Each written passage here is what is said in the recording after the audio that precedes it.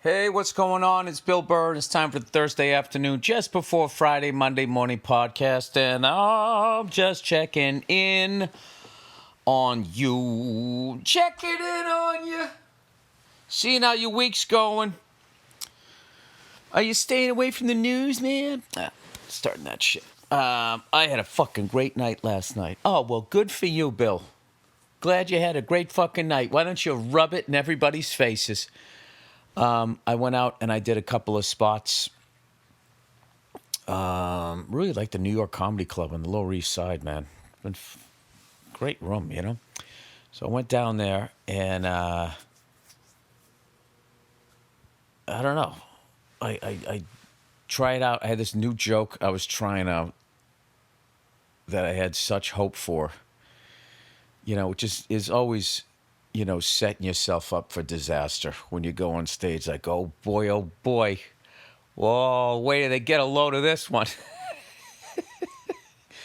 Turned out the reference I was talking about, it hasn't become mainstream yet, so I had to kind of explain what it was and then get into the other thing, which slowed it down on the first show.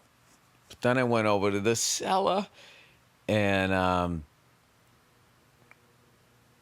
I figured out a funny way to explain it, and I can't remember if I did it before or after. I can't remember if I plowed through the joke and then explained it after. I think that's what I did. I don't know. And then I was able to tie something in with that and then tie something else together on something else. And it was, it was fantastic. I was psyched. Because I've been doing a lot of stand-up, and you get rusty quick. But I have been going to my big gay gym, and which has been fucking great. I've been going to that every single day, just about. I take one day off a week, and holy shit. I mean, old Freckles, he let himself go. Like, I am, like, dropping weight and all of that, and I still sit down on the couch, and I can grab 2 fucking cheeseburgers in the front. Like, doubles, too. You know what I mean? Like those Wendy's ones, where they just keep stacking them up. So, it's funny. I was telling somebody, fuck, man, I got to drop this weight. And they, you look great. I'm like, I have a winter coat on. Everybody looks great with a winter coat. I'm still going with the guys wearing shorts. I saw a guy wearing like short shorts, like the ones guys used to wear when they ran marathons in the 1980s. Remember those fucking like nylon, and then it's cut up like the side a little bit, like oh, behave, right? But what's funny is I see this guy. He's got those short shorts on. But then he has like one of those fucking, you ever see those homeless people winter coats? Like the I sleep outside fucking coats? He's got one of those on and a big fucking hat. So, like, it's if you run hot, why don't you just wear a windbreaker? Why does everybody have to look at your stupid man legs as you walk up the goddamn street? It doesn't make any fucking sense. Then I'm thinking, like, well, your face is always exposed and your face gets used to it, so maybe their legs do. I don't know. I don't know what it is. I still think a lot of it is like an attention thing, or they went on Instagram. You know that long-haired guy who can like jump into the Arctic Ocean and swim around, and scientists are baffled because he does like this alkaline breathing or whatever the fuck it is, and he doesn't freeze to death, and they're sort of baffled by that. And he's like, nah, yeah, I'm alkaline breathing. Like, alkaline to me was something that was used when you were talking about a battery. And I don't mean a salt and. I just mean a battery. And that you would put into something that needed to be battery operated. See what I just did there? I explained the reference. That's what I have to do in that fucking joke. Did you feel all the momentum go out of this fucking podcast? Anyway, so very excited. I have a little bit of a break from rehearsal starting tomorrow, so I'm going to give me a ticket on an aeroplane. going to play the Wheel of Fortune game. I'm gonna go home and see my family, and I cannot fucking wait. I'm hoping they are as excited to see me as I am as excited to see them. That would be a real fucking gut punch if my kids are just like, oh, hey, man. No, hey, good to see you too, Pops, you know.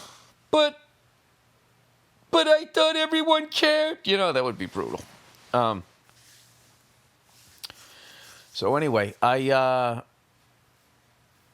lifting 4 times a week, and then the other times I'm just doing walking on a treadmill and doing a little bit of the speed bag there. Oh, Billy, speed bag. I haven't hit one of those things in a long time. I was really like, get it, I'm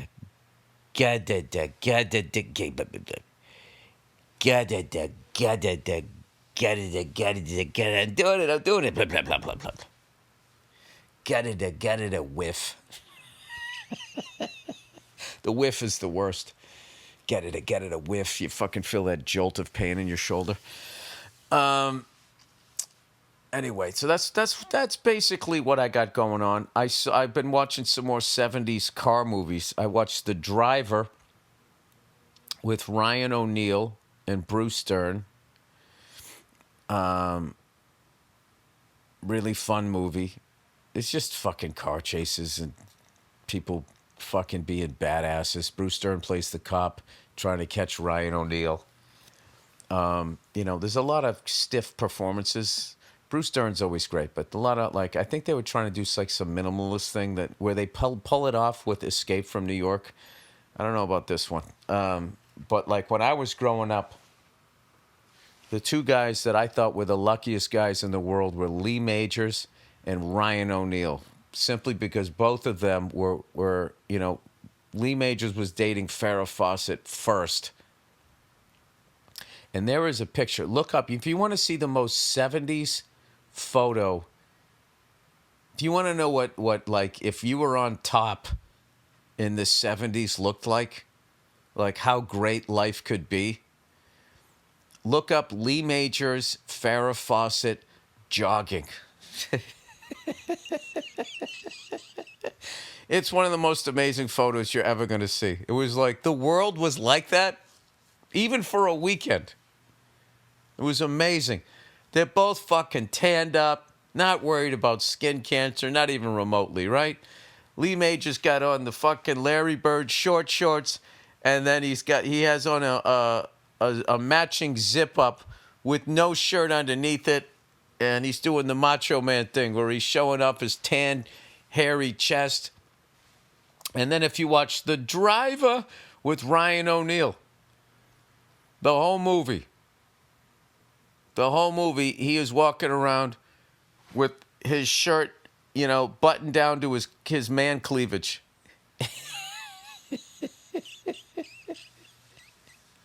It was called Being a Macho Man. They even wrote a song about it. Macho, macho man. I want to be a macho man. Yes, the times were very deep musically. Nah, that was pop music. There was still a lot of shit going on. Weather Report with Jaco Pastorius. Anyway. So, what do you follow up watching The Driver with? Well, that's easy. I mean, it's a no-brainer. I'm watching Corvette Summer with Mark Hamill, where he finds this Corvette in a junkyard, and this car is beyond fucked up. It's an orange Corvette Stingray. The body's made out of fiberglass, and it looks like somebody dropped it off a building, and somehow they take the car back to their high school shop class, and through donations from the locals, he turns it into like today would be $120,000 car, but back then it was probably like $4,500 or whatever, right? And they customized the thing. The car gets stolen. He gets word that it's in Las Vegas. So he's going to go out to Vegas to get his car back. and he meets, and I swear to God, on the road trip out there, he's hitchhiking out there, he meets an aspiring prostitute.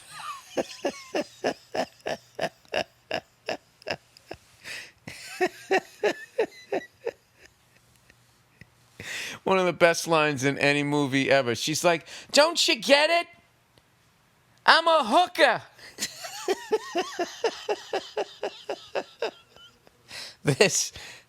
This is what I'm doing with all of this downtime. The astounding loneliness that I'm experiencing when I'm not working on the play or going out doing stand-up spots. Am I doing stand-up because I love stand-up, or am I doing it because I'm fucking lonely? Probably a little bit of both. But in the meantime, I've been watching these great car movies from the 70s. They're just fantastic. Just seeing cars that just went away.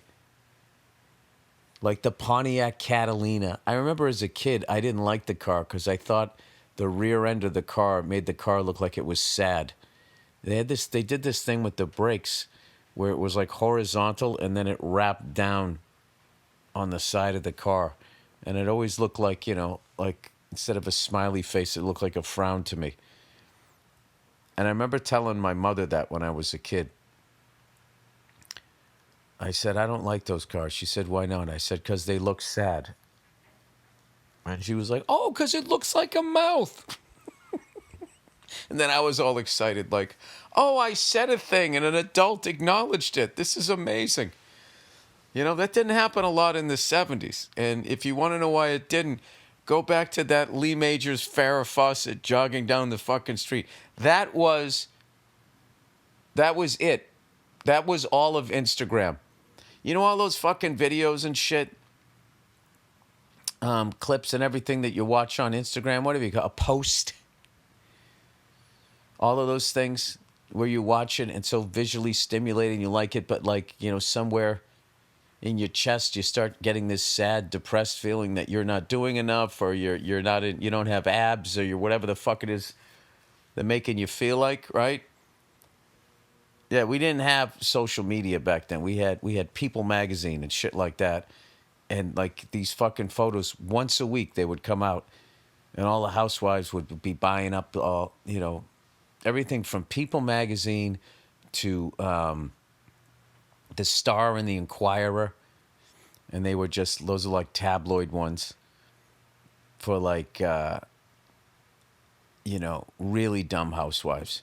And then sort of the elevated housewife would read People magazine.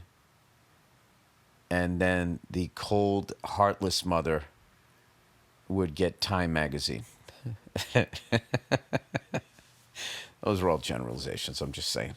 I remember a long time ago I had an acting gig, and I was working with somebody that was super famous. And this person was reading the National Enquirer. It was a long time ago, like 20 fucking years ago. It was before social media.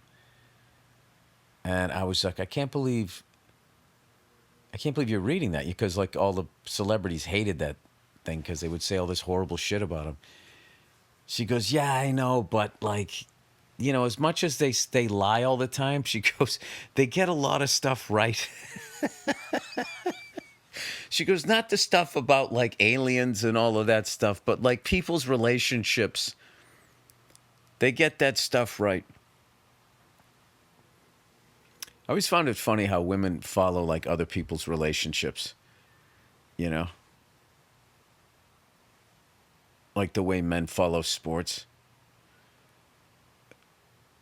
And then they like choose sides.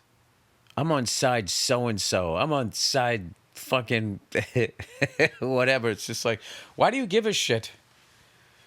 They're going through a breakup or they're going through a divorce. It's their own, it's got to be painful. It's their own business. What the fuck are you?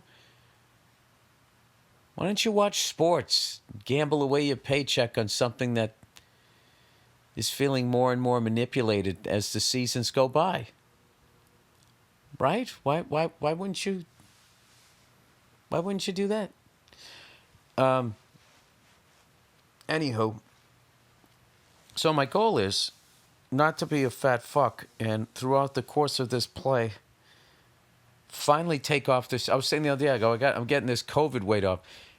And somebody goes, COVID? They go, that was a long fucking time ago. I was like, I had a kid during COVID. I never got it off. Been walking around. I remember when I turned 50, I was like, I'm going fucking Sting from the Police in my 50s.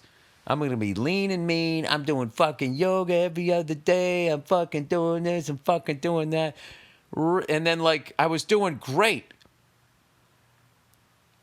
I was down to my fighting weight. What's that a reference to? My fighting weight. Bob Pogo on F is for Family. My fighting weight.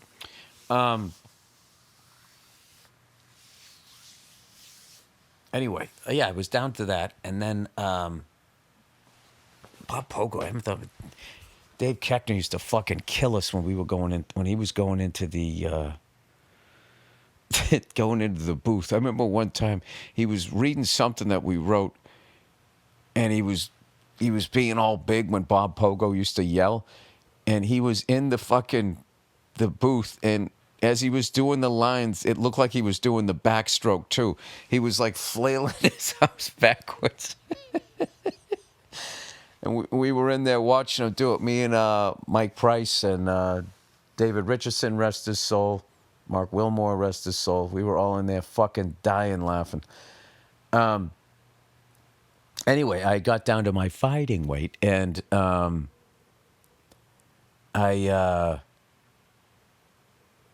that was 2019.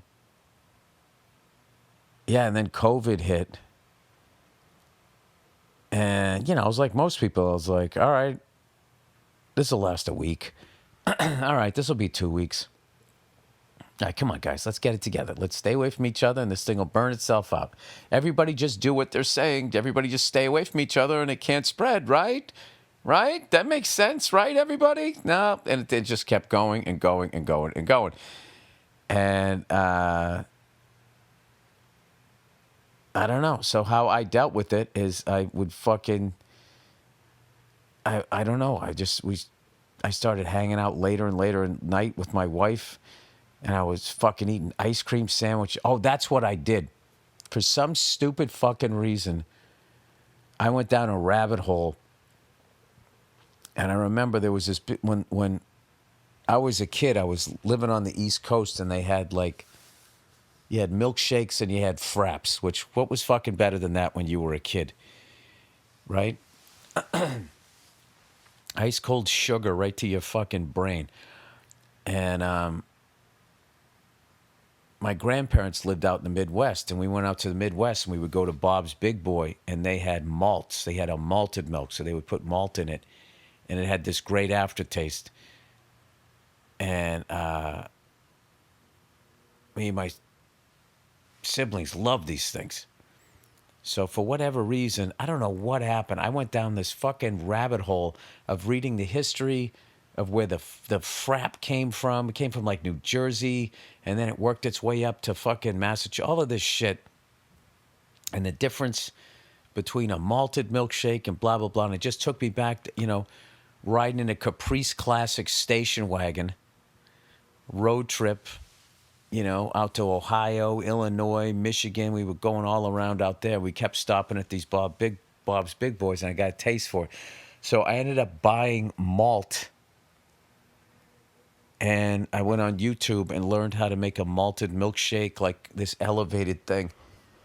And that was it. I've been a fat fuck ever since.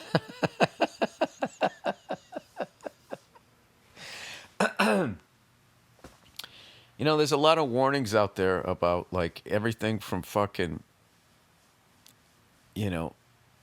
heroin to fucking vaping. But like there's nothing out there to warn you about if you learn how to make your own fucking milkshake at home. I don't know. Sometimes I think about that, where they talk about how, as you get older, your metabolism slows down, so it's hard enough to keep the weight off. It's like, I don't think that's necessarily what it is. It's part of it. But the other part is you now live on your own, and you own a blender. Okay? And there's no one there to tell you to go to bed. and to say, no, you already had a cookie today. You're not having another. You're not having a second dessert. Now, God damn it, get upstairs before I give you a reason to go upstairs. You don't have that anymore. You know? And you're working in a cubicle, and this isn't what you dreamed of. And you're still trying to figure out what your dream is, and you're on fucking Instagram, and everybody's dreams are coming true evidently every 2 seconds, except for yours, and you're like, what the fuck? And then you look over at your blender, and it's over on the counter like, hey, man, I think there's a reason you never really put me away like you do all the other things in the kitchen. Like, I think there's a reason I'm out here out in the open, man. We're supposed to be together, man, making things, man. Right? So what do? Do you make a fucking smoothie? Which I don't even know if those things are healthy. You got to put like 40 pieces of fruit in there. Like, how much sugar is that? Why don't you just have one apple? 'Cause it's not yummy. I want it to be yummy. That's another thing, too. All of these fucking cunts with this diet shit that tastes good. Anything that says it's going to help you lose weight, but it still tastes good, is fucking nothing but chemicals. I'm convinced of that. So I'm literally to the point, I have salads now with no dressing on it, which is one of the worst things you're ever going to do the first time. But after the third time, you get used to it. And you start to get into what your addiction becomes is being level rather than the sugar, salt spike. You know what I mean? Like, here we 3, 2, 1, lift off. You know, that shit. Yeah!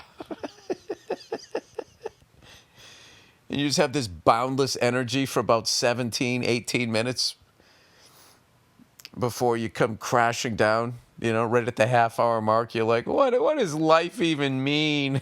Right? I've been trying to avoid all of that shit, so...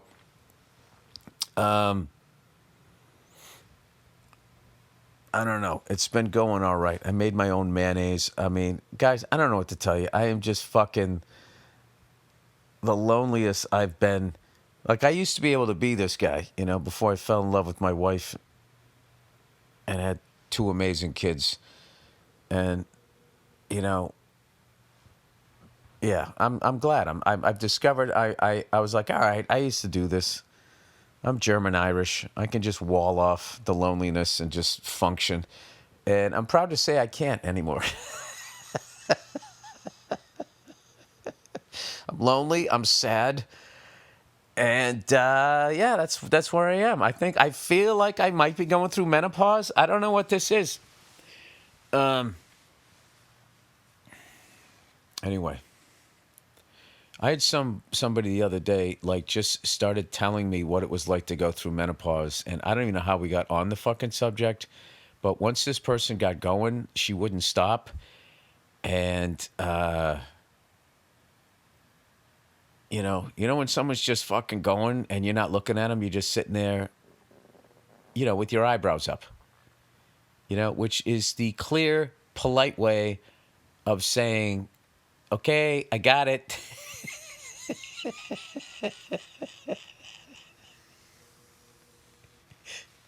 But she wasn't stopping. Like Charlie in Platoon. Charlie ain't stopping this time. I got a bad feeling, man. She just kept fucking going. I was sitting in a comedy club. This woman of a particular age started telling me that she was going through menopause and what it was like. And that I had no idea what it was like to go through it. And it's just like, yeah. Yeah, I don't. I don't have any idea. Because I'm a man. So why the fuck? Obviously I don't know. Do you know what it's like to fucking throw your back out for the first time when you're 12? Because that's what a guy does. And then for the rest of your life, it's back. It's just a mystery. We really don't know. And then for the rest of your life, you have a fucking bad back.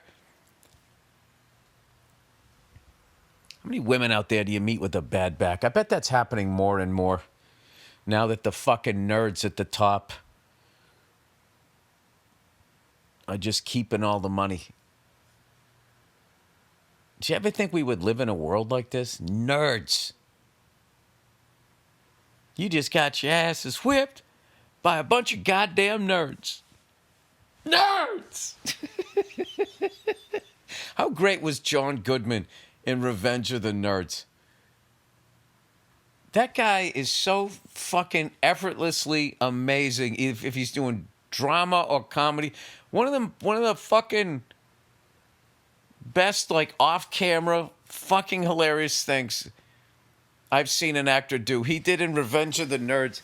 He's sitting on this stage and he has a starter's pistol because he's going to shoot it, I forget what, to start some sort of event. And, you know, the other people are talking in the scene. And on the master, he's in the shot sitting there. And he had the presence of mind he's just looking at the starter's pistol. And then he just sort of points it at the floor and closes one eye like he's aiming it, just looking like the complete, like, psycho that his character was. It was such a subtle thing. And I watched that movie so many times when it came out on cable, and I missed it,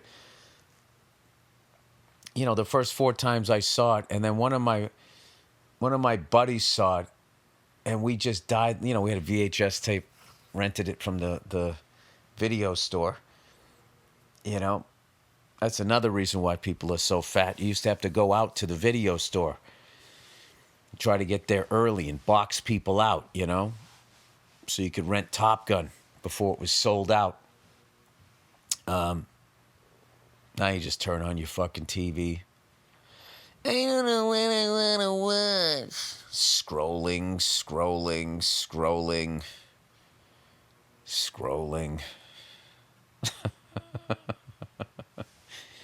It's like a mall of entertainment. Me just wandering around. I wonder what they're going to do with malls and storefronts. Like, what's that going to be? Like, in New York City, for the most part, unless you live in like a doorman building. I guess a walk-up building is the same way. But, like, all the buildings that are along the avenues, the ground floor is storefronts. And I'm wondering, like, what are we going to do when all the stores are gone? And one nerd owns the store. I don't know. It's a fucking weird world. But they're nerds. So I feel like, you know, back in the day, like, I mean, how much of a fucking psycho lunatic was Joseph Stalin? Well, I guess they never took him out of power, did they? I guess he died of natural... What did he die of? I can't remember. I don't know, but we took out Hitler, right? You know what's weird? I don't know what the Emperor of Japan's name was. He doesn't get as much screen time, does he, in Hollywood movies? I should know that one. My only reference over there for psychos is Pol Pot. Right? The Killing Fields. Is that what that was? I don't know. Do you think those mass murderers like that, do you think that they look at other mass murderers the way I look at, like, Richard Pryor and George Carlin? Like, you do your psycho open mics and then you just work your way up? I don't know. All right. Anyways, I'm babbling here. All right. That is the podcast. Thank you guys so much for listening. And, yeah, I'm going to be psyched when I do the Monday morning podcast because I will have been with my family, which is the best ever. All right. Obviously. I'm going to just say obvious shit to end this podcast. All right. That is it. Have a great weekend, you cunts. Enjoy the music picked out by Andrew Themlis. Then we have a bonus episode of the Thursday afternoon, just before Friday, Monday morning podcast. I will talk to you on Monday.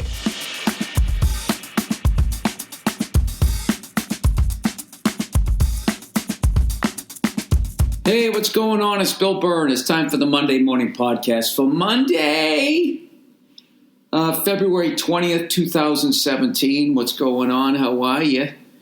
I am recording off of my laptop. If this sounds a little bizarre, I'm in New York City. Came in town to do the Patrice O'Neill benefit, the 5th annual Patrice O'Neill benefit. That's going to be going down tomorrow night at the New York City Center. And it should be a great time. As you can tell, I'm a little jet lagged. I took a fucking red eye last night, and there was this lady. You know what's hilarious? Is when you have a kid, if you actually go on the road, the big thing when you go on the road now is not the booze, not the cigars, not hanging out with your friends. It becomes like, holy shit, I'm going to get 8 hours of uninterrupted sleep. So I get on the plane, and this woman, not in my row, but the next row over, she had a little baby, and it was crying. And the dude next to me fell asleep and started snoring. And I just started laughing. And the poor woman, like, she was traveling alone with this baby, right? And it was a baby, too, maybe a little bit older than mine. I don't know. This is my first kid, so I can't judge. I don't know if this kid was 2-3 months. I don't know if it was 26 years old and had that disease that fucking baby had in the Brad Pitt movie. Remember that? Remember the old baby? Was just hanging around, and that guy wanted to like bang the chick, and he's like, you got to get this old baby out of here because it's weirding me out. Which, I'd like to think that guy later on, once his dick wasn't hard and he was thinking clearly again, he probably was thinking, I probably shouldn't have said that. I probably shouldn't have trashed that old baby. That was the name of a band I used to play in, Old Baby. And, we got a record contract and everything, but, lead singer got an appendicitis. I don't know what the fuck I'm talking about. Anyway, so the baby's fucking crying, and the poor woman, like, she falls asleep, and the baby's, like, freaking out, screaming, and she can't hear it because she's fucking exhausted. She's got a baby, and she's flying with it. So, and I'm sitting there, and I'm watching the thing squirming around, and her hands are like not really holding it anymore.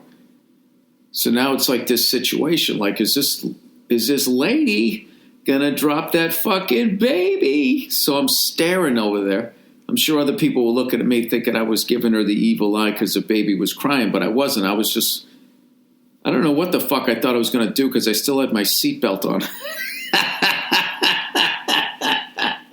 My safety first, then a baby's. See that? That's why I'll never be a hero. Because what a true hero does is he sees danger, and without any sort of and he's safe.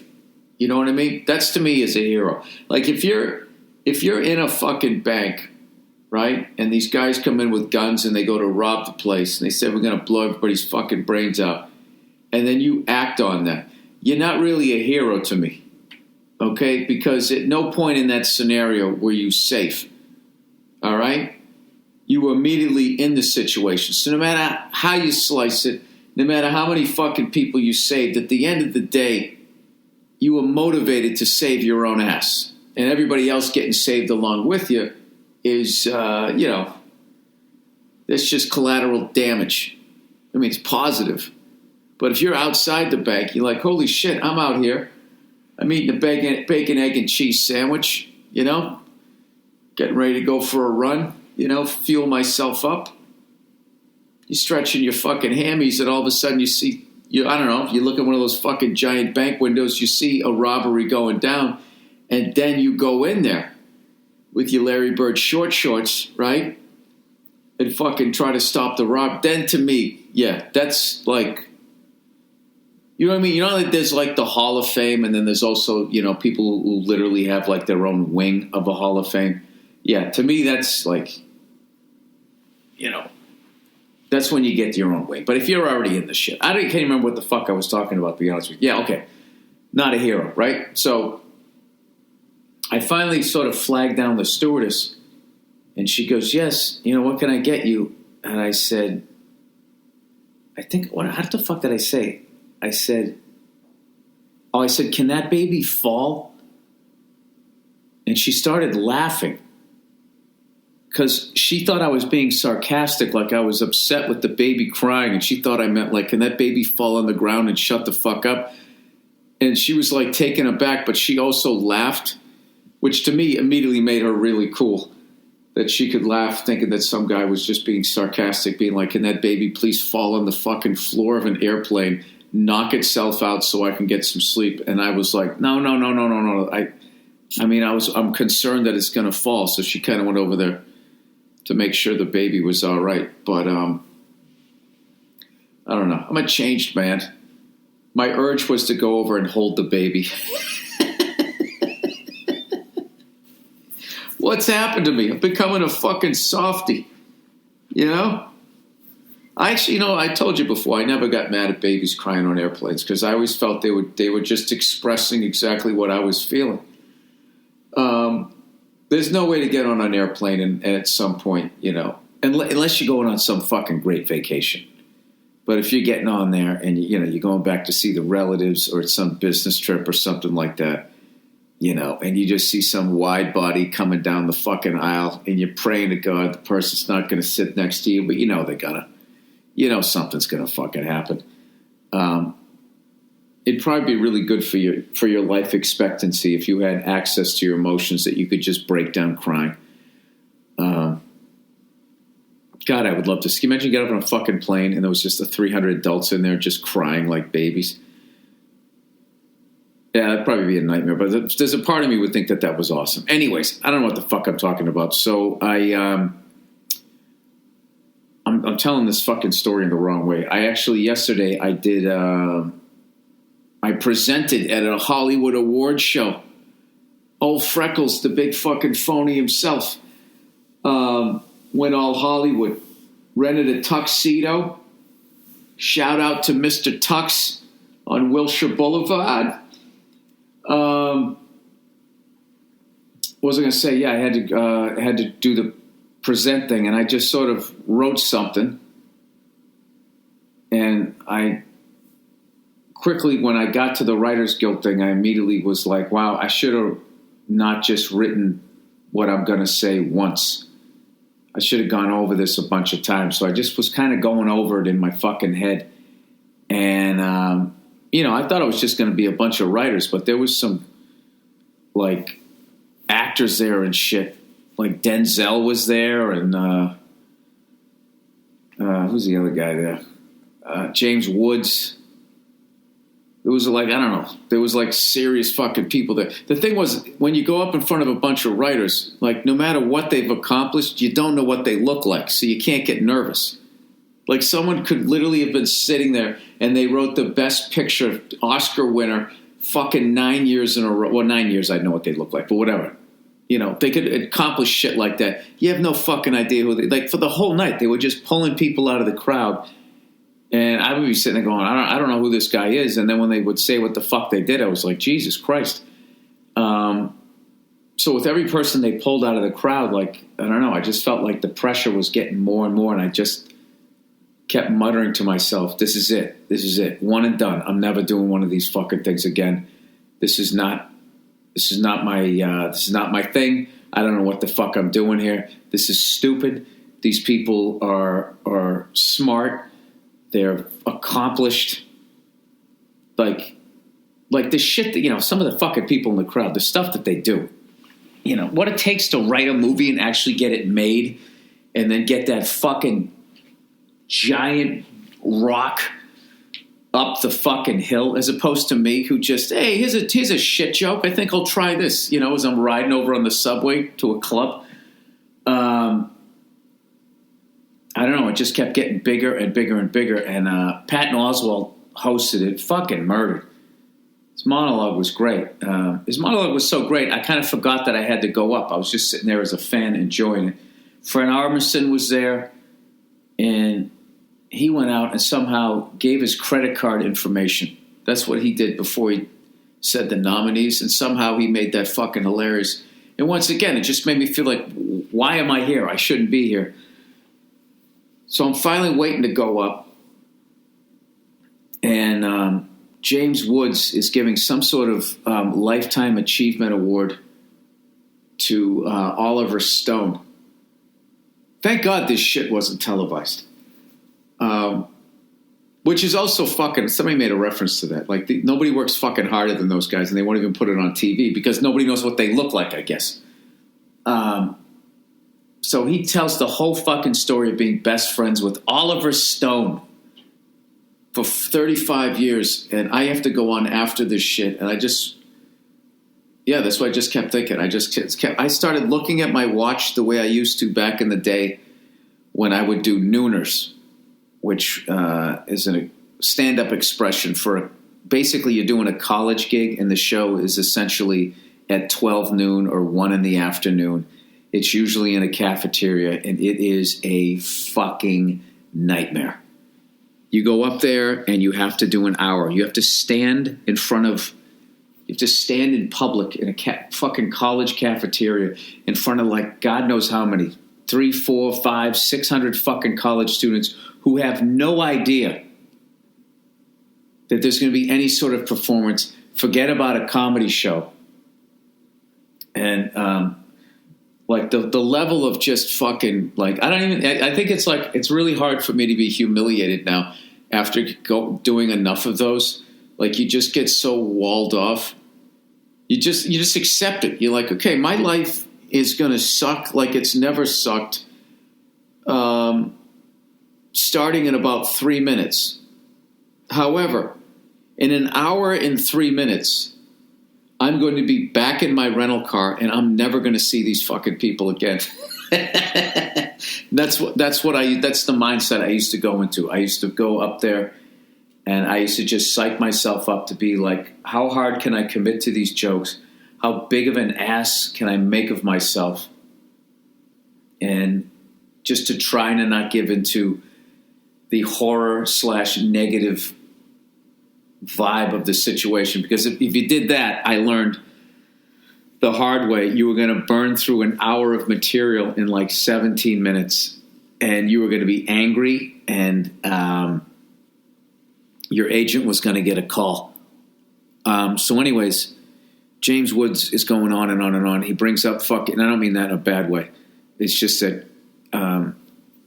Oliver Stone has accomplished so many things. And Oliver Stone goes up there, and after a night of fucking Trump bashing, just so eloquently stated that all the countries we've invaded, all of the stuff that we've done, and he said, during all of our history of doing this, there's been both Democrats and Republicans holding the office of president. I thought I should have got more of an applause break, but, I don't know. The Trump thing is just such low-hanging fruit. At some point, it's like, we get it. Hollywood does not like Trump. Having said that, this fucking guy went on stage and did the best Trump. I should have gotten his name. I was so fucking nervous about what I had to do. He did the best Trump impression. The fucking nuanced performance that he did. It was unbelievable. And then he did a lot of really, really fucking harsh jokes. Like, even like writers. They sit in fucking writers' room. You wouldn't think that you could get them to pull back. It's just because they're in public. And he just totally fucking committed. So I got kind of inspired by that. So long story short, I'm sitting there waiting to go on. And they mentioned that Oliver Stone, I guess, wrote Scarface, which I didn't know. And I remember my mother took us to go see that. My youngest brother was 9 at the time. So I thought that was pretty cool. So I just went out there and I sort of winged it. Told a story about how I used to think a pony was a small horse. And I can't even remember what I said, but I think it went okay. And I got off stage, and I actually thought for half a second, like, you know what, that was actually kind of fun. And I realized that a lot of my aversion to award shows is just my own social anxiety of not knowing how to behave when there's a room full of people just saying positive shit to each other. Like, if award shows were like absolute, I'm not talking like roasts. I don't like roasts either. I don't know what happened to roasts. Roasts to me used to be funny, and then it just became just like this, Tourette's thing. Hey, I wouldn't fuck you with the dog dick AIDS cock shit cunt. You know, it's just like, all right. So-and-so's here. I'm not saying he wooka wooka wooka, but this guy baba daba dooble. I find them fucking mind-numbingly boring. But whatever, somewhere in between there. Somewhere short of that.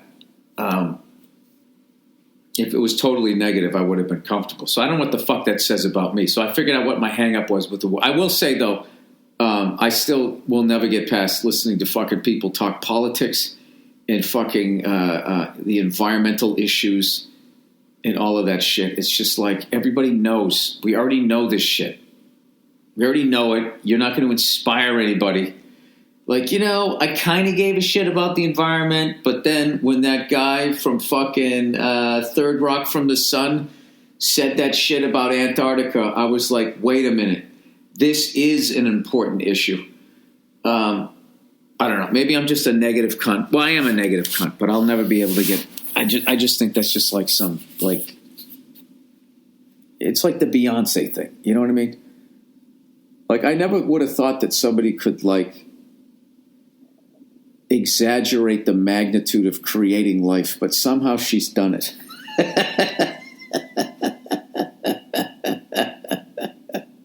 My wife gets so upset when I make fun. I don't like really have any feelings either. It's just fun to make fun of her. Her fan base is just so fucking, I don't know. I was driving Nia nuts when she was watching the Grammys and stuff. Like, first of all, I don't get, why does she get like a 4-hour performance and everybody else only gets like fucking 6 seconds? You know, Bruno Mars is running around doing a bunch of costume changes, you know? She comes out dressed like a Batman villain and fucking does like a 45-minute set. I didn't think it was fair to the other performers. But you know what? I got to be honest with you. I don't think I could name one. Bootylicious. That's when she was with those other two girls that she kicked to the curb. If you're in an all-girl group, or if you're in a boy band, you can't. At this point, people have to be so fucking educated that you know at some point there's gonna be like one person is gonna go solo, you know, and be extremely successful, and the rest of you are just going to be sitting around working at Staples, hoping that the person who left and is now wildly successful as a solo artist will eventually have a couple of shit albums, so they have to come back to you to do a reunion tour. You know what I mean? Like, do you think Justin Timberlake's ever going to do the NSYNC thing? Maybe he has. I don't fucking know. But all I can say, I guess what I'm saying is if I was in a boy band way back in the day and I still had my reddish-orange hair, I would save my money. I'd be like, you know what? Someone's going to break out. I know it's not going to be me.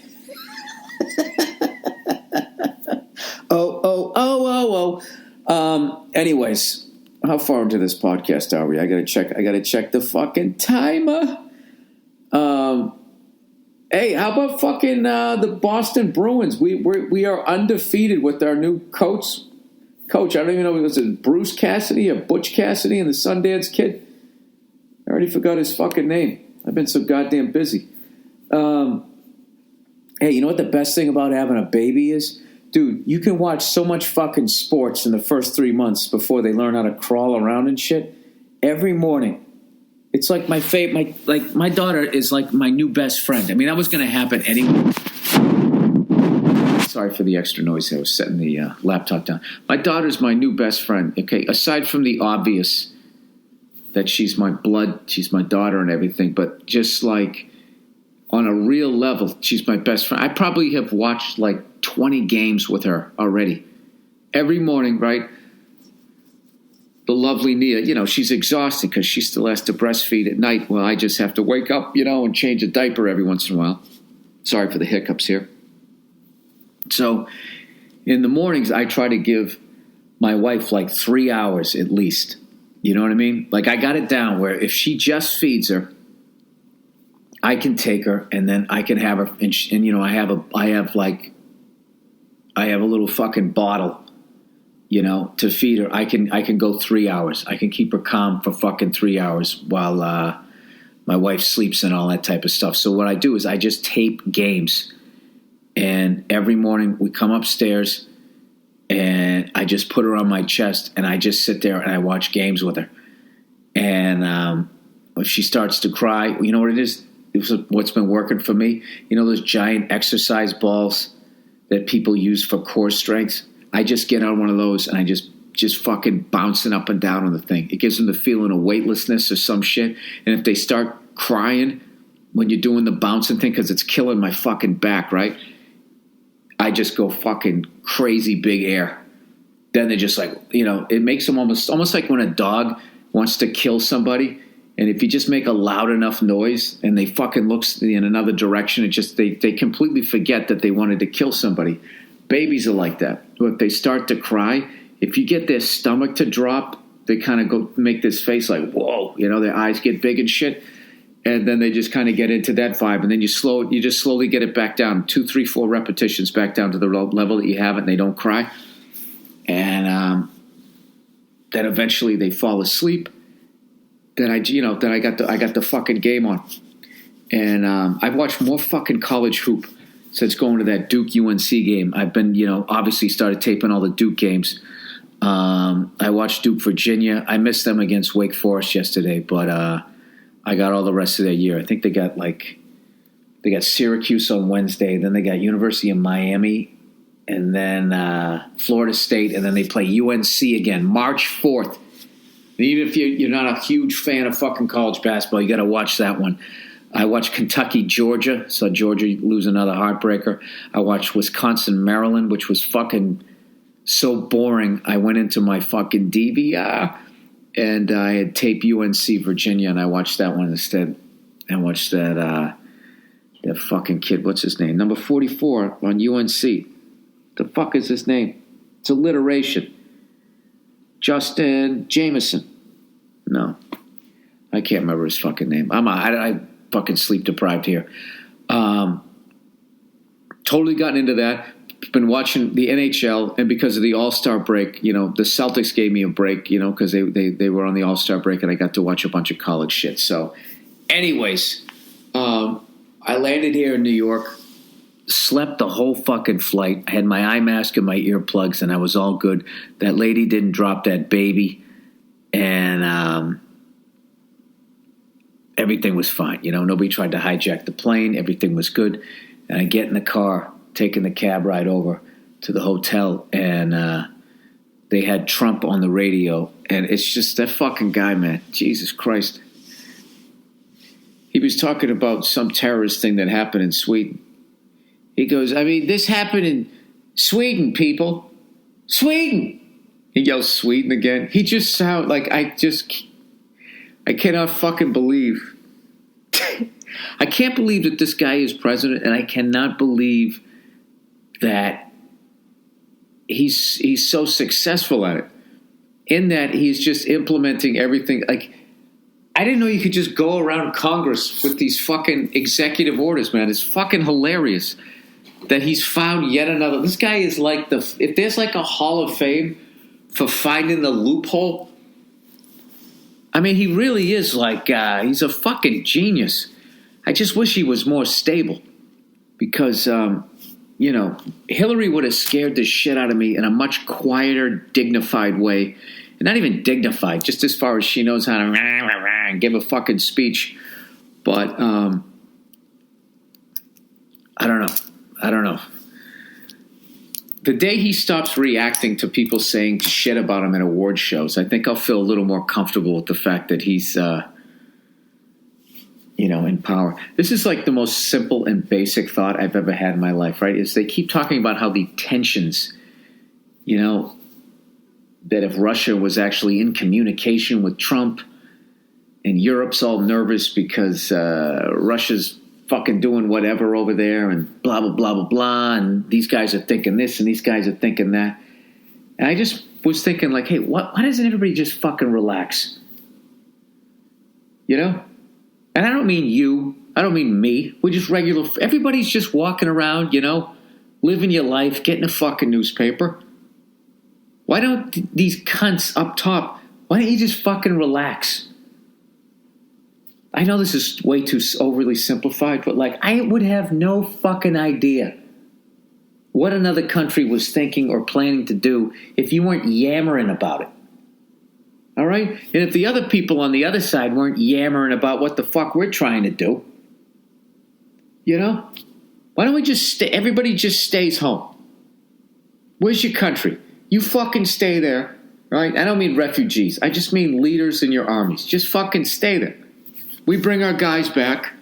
Everybody just sorts out their own shit, you know? And when people come to your country to go to your fucking water park or whatever, you give them the Mickey Mouse ears. You put on a show. Well, why can't it just fucking be like that? You know why? Because they want to get the fucking, you know, it's natural resources and money. That's all the fuck it is.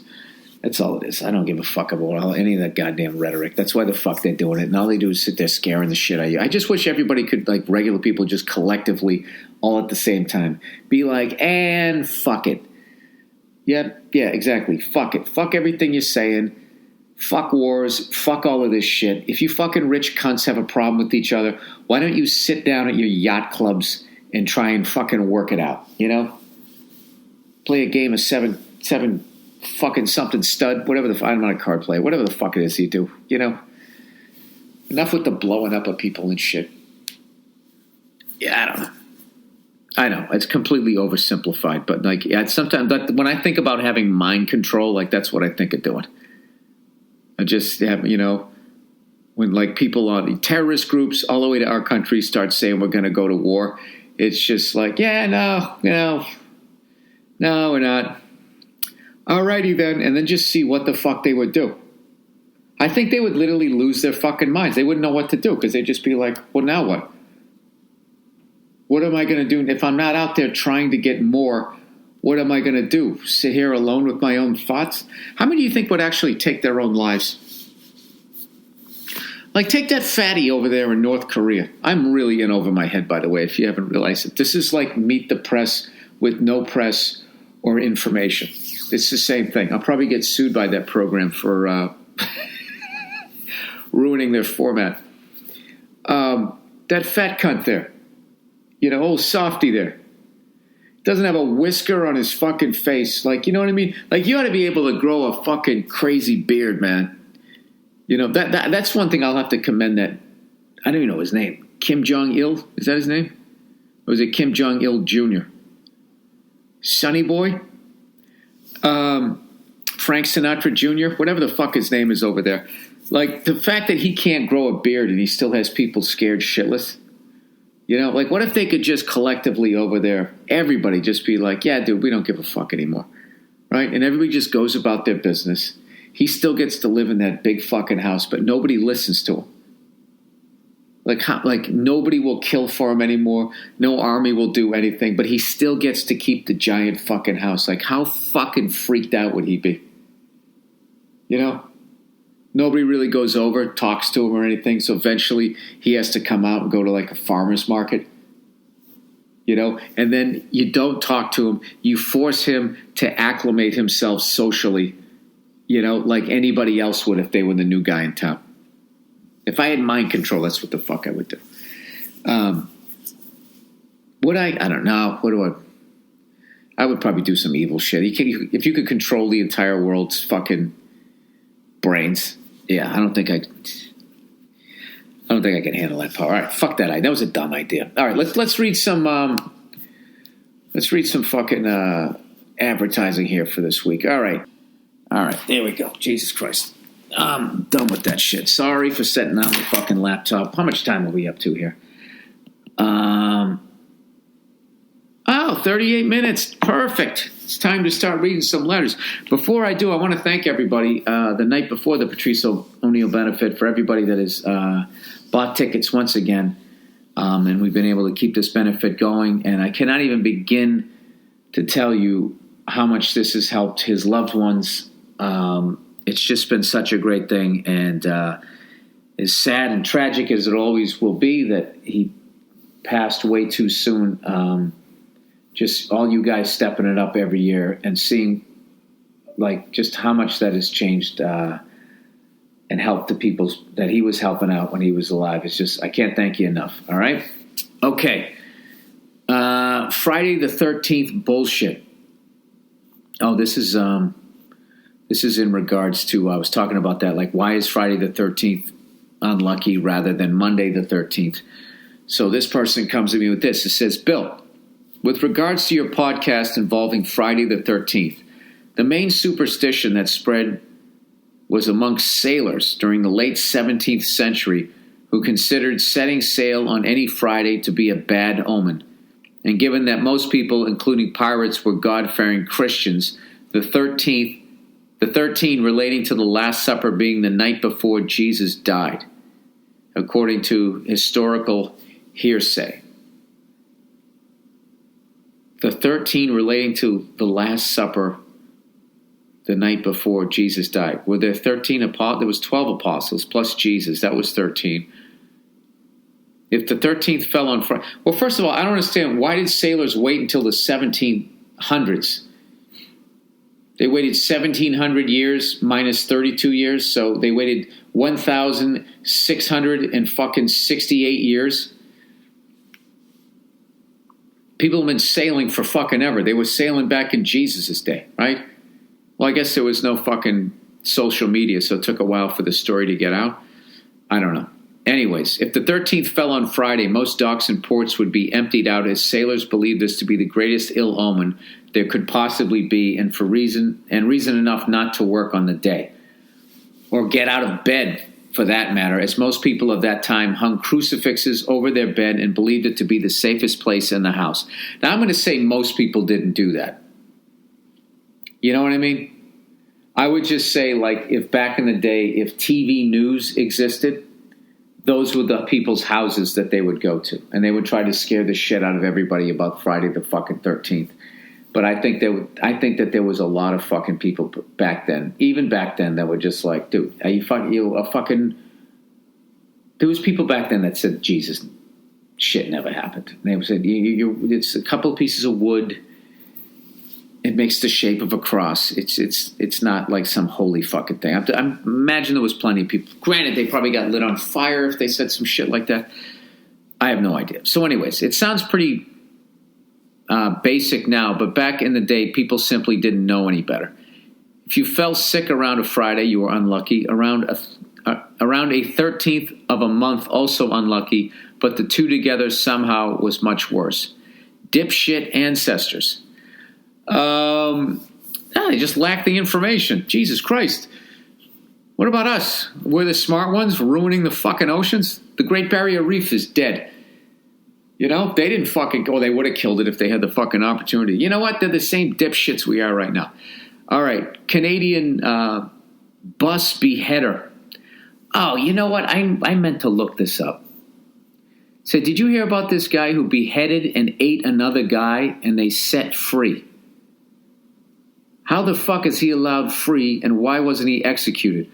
How do they know he won't relapse into another murder/dinner? Am I crazy by saying if you murder someone, you should be murdered yourself? Well, yeah, if people didn't lie, you know, if there weren't people wrongly convicted, I mean, I feel like, though, if it's beyond a shadow of a fucking doubt, you know, if you do something to animals, kids, or if you eat somebody's head on a bus, I would have to say, you know, yeah, you want to handle it. Oh, you know, I forgot to fucking, before I get into this shit, I forgot to hype my YouTube page. I'm finally going to start posting videos there. I'm going to start doing tours of cities again. And you can watch all of this on my YouTube page, www.youtube.com/user/Monday Morning Podcast. youtube.com/user/Monday Morning Podcast. All right, let me try to find the link of this fucking guy. Jesus Christ. Just fucking eating. I mean, how would you even go about eating a head? Oh, this is a different one. Wait a second. Is there no link to this one?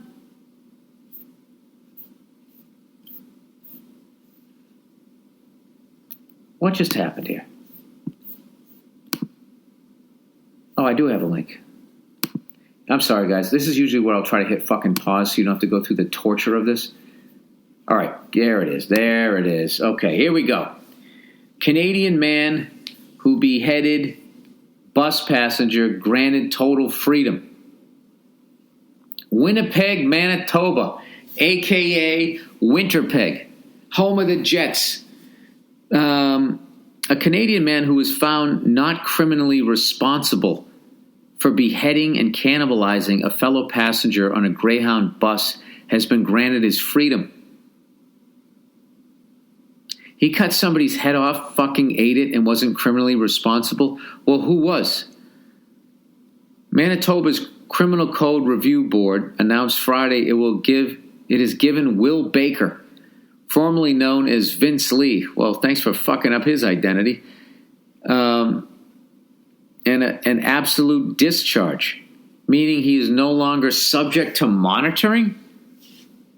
Man who thought roommate was a zombie pleads guilty to murder. Okay, what the fuck is going on in Canada? That's a completely different story. Here's a rabbit hole. I'll read that one next. Baker, a diagnosed schizophrenic, killed Tim McLean, a young carnival worker. Jesus Christ. See, this is why you never take buses. Carny workers, schizophrenics. It's just, you're taking your life in your hands. A young carnival worker who was a complete stranger to Baker in 2008. A year later, he was found not criminally responsible due to mental illness. Okay. McLean's mother, Carol, whatever, has been outspoken against granting Baker's. His own mother is saying, don't set this guy free, saying there'd be no way to ensure he continued to take his meds. She declined comment in a post on Facebook Friday saying, I have no words. Baker was initially kept in a secure wing of a psychiatric hospital, was given more freedom every year. He's been living on his own in Winnipeg apartment since November, but was still subject to monitoring to ensure he took his medication. Baker's doctor, dude, this is fucking insane. You let a head eater go free? I don't know, dude. Do you think that they should kill people who are mentally insane? I mean, what are you going to do? You're going to stick them in a room and feed them Flintstone vitamins for the rest of their life? All right, man who thought roommate was a zombie pleads guilty to murder. These are all just mentally ill people here, man. A 38-year-old man who said he beat his roommate to death because he thought she was a zombie pleaded no contest to second-degree murder. Now I'm sitting there wondering maybe he just beat her to death. Now he's just trying to act like he's fucking insane. This guy entered the plea Friday in the strangling and beating death of 35-year-old Jennifer Lopez. Not the same one, obviously. The Kansas City Star reported Wallace told police he had fallen asleep after taking a methamphetamine. Court documents said he began beating Lopez when she woke up because he thought she was a zombie. He told police he kept beating Lopez until something made him stop. Wow, this is not a funny podcast anymore now, is it? Should you be murdered if you murder somebody? I think without a fucking doubt, if they know you did it.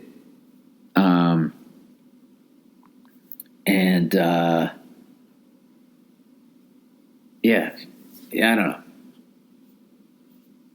I mean, I saw, I don't want to say what this fucking person did to a kid, but the kid died. And I was just like, why is that person still walking on the earth? There's definitely times where I feel that. And I don't think that makes us as bad as they are. But prison is a big business. So, they want that fucking guy in a cell. All right. Ministry of Truth.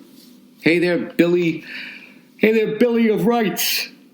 I'm sorry, guys. I'm so fucking jet lagged here. This podcast is really just fucking lagging here. Dragging, I should say. Lots of people are comparing Trump to Hitler. But back in December, Obama tried to quietly pass a bill that would allow the government, I saw this, have jurisdiction over news and outgoing information on all channels, i.e. TV, internet, radio. That includes you. You can read the fine print in the article below. Also, fuck all the people listening who haven't read the legislation but are already up in arms because it goes against who they cheer for. Amen to that. Amen to that. Everybody, like last night, all these fucking guys at this fucking award show, everybody trashing Donald Trump. Nobody brings up the fact that Obama basically signed something that is going to implement an incredible level of fucking censorship. Like they're basically going to decide what is real news and what is fake news. I mean, I'd like to think, because I openly admit that I don't read, and the shit that I say is just fucking absurd, that I would be, exempt.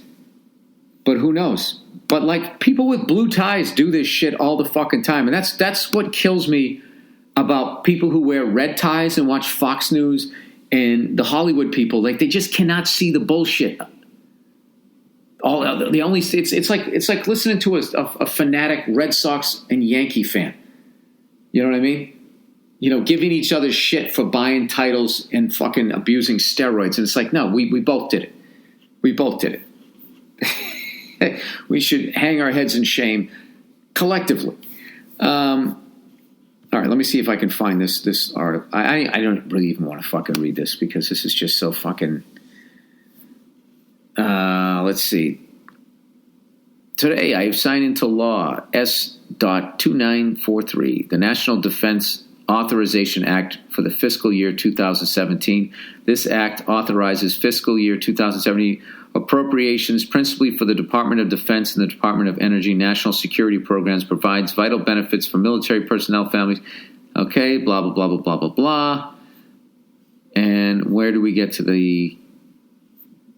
Yeah, dude, I can't read all of this. I can't read all of this on a fucking... This will take me fucking 3 hours to read. This would have to be a part of a mini series for me to read all of this.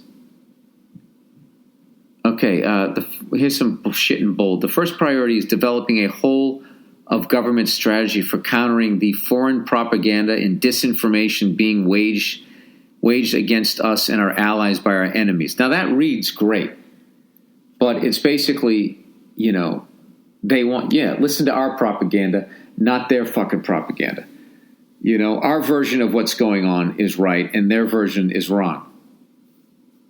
We're all fallible. We're all fucking human beings, but we don't make mistakes. They do. So, I don't know. It just gets back to all of that shit. And you know what, sir? You're never going to solve any of it. Everybody's just going to start fucking screaming at each other. And if you ever bring up something like that, people call you a socialist and tell you to get the fuck out of the country. If you would ever even remotely suggest that this government would ever fucking lie. They all lie to their fucking people. Oh, God, Bill, shut up. Okay. Dear Billy Beer Thighs, forgive my poor English. Well, the fact that you can come up with Billy Beer Thighs in a fucking second language is pretty amazing. So I think your English is fucking great. I am a native Berliner, but I have family across Germany. One of my female cousins was harassed on the way to work by some people who are different. I do not want to say just a different race or religion, but also a different way of thinking. They are not native to Germany and are not acclimating well to Western life. I am not a racist, and I find the issues very sensitive, but I believe that reality has to play a part in one's objective view. I'm not against refugees or anyone displaced because of terrible political and military situations, but I also have a new opinion because of my cousin.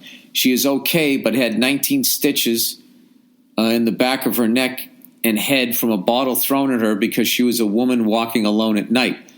This is not the first time this has happened in her town. That was good enough to show good graces to refugees. If countries are going to let people in, they have to at least be okay with women having certain rights, should they not? Forget about religion or race. That's just good and bad, I think. Am I a bad person for becoming a more cautious person when it comes to refugees? Thank you, and cheers on your new child. No, not at all. I mean, a lot of that, and also people's prejudice because you're German, they're going to fucking think a certain way. But, like, if one of the elements that comes into play is that from wherever these other people are from, that a woman walking alone at night is suggesting that she's fucking, I don't know what, loose or having sex or whatever the fuck it is that's going to make them throw a goddamn bottle. Like, how do you not address that? And also, to me, it's like, what kind of a fucking person, when I go to another country, like, whatever I see, I just go, oh, I guess that's how they do it over here. I don't think, like, well, I'm from someplace else and this is the way we do it, so I'm going to act like we're still in my country. I think that's ignorant, but never underestimate the power of religion. When people really get into it, when they really fucking get into it, there's something where your brain goes on like autopilot and you just let religion make decisions for you, and rational thought kind of goes out the fucking window, and you just start breaking one commandment after another. Like, you tell me one religion out there, if you could find it in whatever book it is that you read, that says it's fucking okay to throw a fucking bottle at a woman walking alone at night. I mean, shouldn't you? I mean, if you think you should have walked her home if you were concerned about, like, I don't know. I don't understand that. But yeah, one of the things I think refugees should, like, say that this country goes to complete shit and there's a big war and all of a sudden they're hunting down fucking bald redheads and I need to seek political asylum or some shit in another country. When I go there, the first thing I'm going to do is try to learn the fucking language, and then I'm going to try to figure out, okay, how do they do shit over here? You know what I mean? So I don't fucking offend anybody, and so I don't get the shit kicked out of me. But I would say the type of people that throw a bottle like that, they're also the kind of people that if they were in higher up in a corporate thing, that they would be pilfering the coffers, as they say, or whatever. Like, there's just certain people out there that they're not good people. There's certain people that are just not smart people. That's one of the fucking problems with human beings, is there's a lot of mouth-breathing morons. And when you accept a bunch of refugees, you're going to get some fucking super smart people all the way down to mouth-breathing morons. I don't think why wouldn't you be more cautious when it came to refugees if something like that happened? I mean, now, having said that, within your own country, you also have neo-Nazis. You know what I mean? So, if you're suggesting getting rid of all refugees, then you should also do something about neo-Nazis. So, the hard fucking thing when people go to a new country is they don't look like the people that are there. So they stick out like a fucking sore thumb, and people stop looking at them as human beings. They just look at them as one giant group. Whereas if you look at a fucking neo-Nazi, he's still a fucking white dude. I'm assuming you're white, German, right? And you're like, yeah, that guy, he's a fucking moron. You know what I mean? You're just looking at him like he joined a stupid club, despite the fact that those people can do some really horrific shit too. So, but I don't think, you're a bad person for becoming more cautious. But I would also remain open-minded that there's going to be some really great people that were lucky enough to get out of those bad situations. And that's the hard part. The easy thing is to just say, fuck all of these people. And, that's the basic, let's sit down and eat some Fritos and cake. Or you can actually do the crunches in your cardio and actually try to look at people as individuals. Now, having said that, when the sun goes down at night, all bets are off. You have to look at people, the most cautiously, as cautiously as you possibly can. Because I guarantee you that even if they had a fucking rule about that during the day, if there was a bunch of people walking around, the chances of them doing that during the day would have been much less. So I'm sorry that happened to one of your cousins. I hope it doesn't turn you into a hateful person. You seem like you're trying to be measured. I don't know. But it would suck if you became another hateful person, because it's just going to add fuel to all of this blue tie, red tie shit. All right. Dear Billy Buttkiss. On Valentine's Day, my ex, whom, I love people who know how to use whom. Who and whom. I've looked up the definition fucking 100 times. I believe I've read it on this podcast. I still, for the life of me, cannot figure it out. On Valentine's Day, my ex, whom I had been dating for 3 years, came to my job at a bar with a new, much younger date. Sat with her for hours and proceeded to get a cab home with her. My coworkers obviously told me, and I was devastated. Well, that's why he did it. We've been broken up for 2.5 months, and it was a really tough breakup. I know I deserve better, but I feel like he's driving me out of a small town that I generally love. This isn't the first time he's made a public show with women.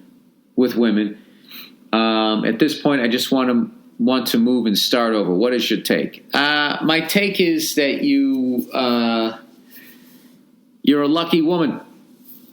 That you didn't hitch your wagon to someone that's that fucking petty. I don't like that. Like that's. I just like the way you described it. I look at that guy as though he's pathetic, and I feel bad for the woman that he brought there because I feel like he was barely listening to her and pretending to be smiling, and having a good time as he was trying to look around to see if he could catch you. I mean, he basically went out of his way to hurt you. I mean, obviously, when you're going to break up with somebody, there's going to be that awful pain because usually somebody wants it and the other person doesn't. So it's bad enough that went down. Now, if you dumped him, but I feel like if you dumped him, you wouldn't be that upset about it. And you did say it was really tough. So what I would say is have yourself a celebratory glass of fucking wine, whatever your poison is, that you didn't marry this cunt. And I don't know. I think at some point, I mean, if you really love, be ashamed if you really love living where you're at, that you would move just because some shallow cunt is bringing some woman over. I mean, he obviously does not give a fuck about that woman. Because I'll tell you this: if that guy in 2.5 months found the one and found true love, this petty shit with you would not even be an issue. So maybe a new way of looking at it is feeling bad for the woman that he's with, because he's wasting her time. And I can guarantee you, she has no idea who you are. And if she does, then they're two fucking psychos that deserve each other, that should both be sterilized because they're going to make an evil baby. So there you go. That's what you walked away from. But as far as like, at this point you want to move and start over, it all depends on what you got going on in your town. That's a pretty big move. Let a few days go by. See if you feel that again. And just, I don't know, just really focus on the type of person that would do something like that. To really just go out of your way to hurt somebody. I've hurt a bunch of people in my life, but to like go out of your fucking way. Like, that's like the difference between first degree and second degree cuntiness there. Whereas, second degree, it just spontaneously happens. You guys got all this history and he just says something fucking horrible or starts chatting up some chick there at the bar. But to fucking sit there and like methodically plan it out like that guy's a fucking psycho. And congratulations to you that he's not in your fucking life anymore. Yeah. And don't fuck with this food. That's a petty thing, too. That's bad karma. Fuck all that. All right, that's the podcast for this week. Thank you to everybody for listening. And thank you for the Writers Guild for letting me be a presenter. I actually really had a good time once I got out there. I had a good time. But other than that, I was like freaking out. Like, what the fuck am I doing here? And also, please check out my YouTube page. Like I said, I'm really going to start posting videos and all that shit up there. Maybe I'll take a couple I'll do a video or something at the Patrice O'Neill comedy benefit, some backstage shit or something like that. And once again, my YouTube page is youtube.com/user/Monday Morning Podcast. All right, go fuck yourselves, and I'll check in on you on Thursday.